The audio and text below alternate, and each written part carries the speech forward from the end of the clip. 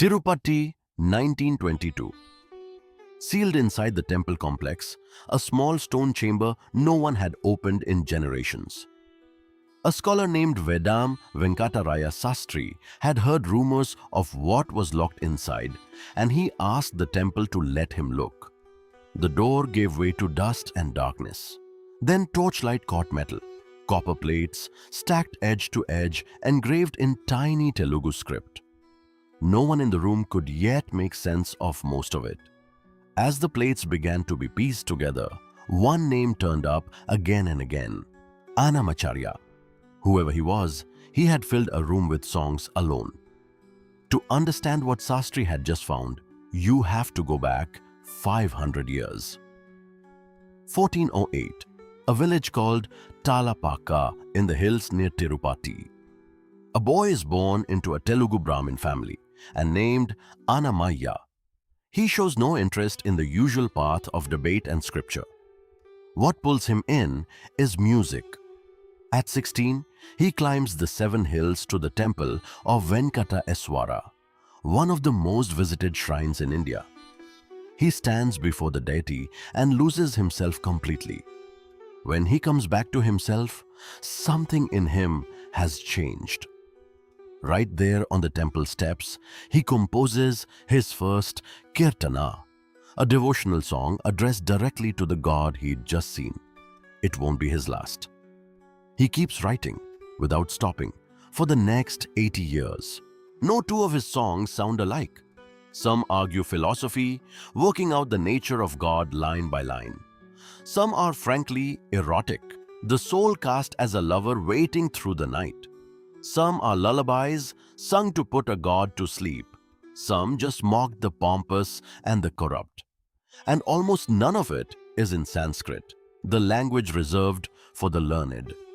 He writes in Telugu, the language of farmers, weavers, and women at the well, which is exactly why it survives in their mouths long after his own voice is gone.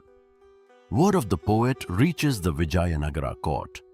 King Saluva Narasimha summons him and offers wealth, land, a permanent place among the royal poets on one condition: write a song in praise of the king.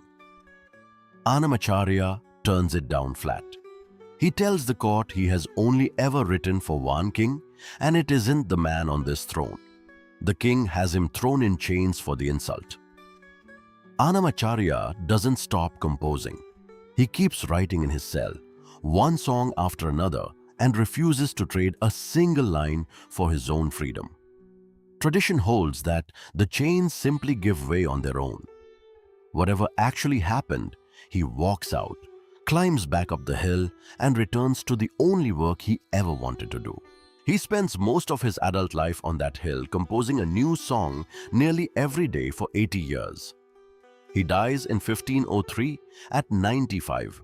By then, tradition credits him with more than 32,000 songs. His son and grandson take on the work of preserving it, engraving song after song onto copper, plate by plate, so the words will outlast paper and memory.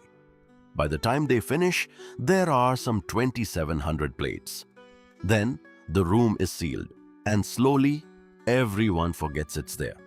After Annamacharya was gone, that room stays shut for generations. A handful of his songs survive anyway, passed mouth to mouth by people who never saw a single plate. The rest sit in the dark, waiting for someone to look. That's the room Sastri opens in 1922. It takes the temple trust decades to transcribe what's inside, plate by plate. When the count is finally finished, only around 12,000 of Annamacharya's songs are still there to read. The other 20,000 were already gone before anyone thought to look. What's left is still enough to change a culture. By the late 20th century, Annamacharya's songs are back on the radio, in concert halls, sung in homes across Andhra Pradesh. 500 years late, but not too late. He never built a monastery.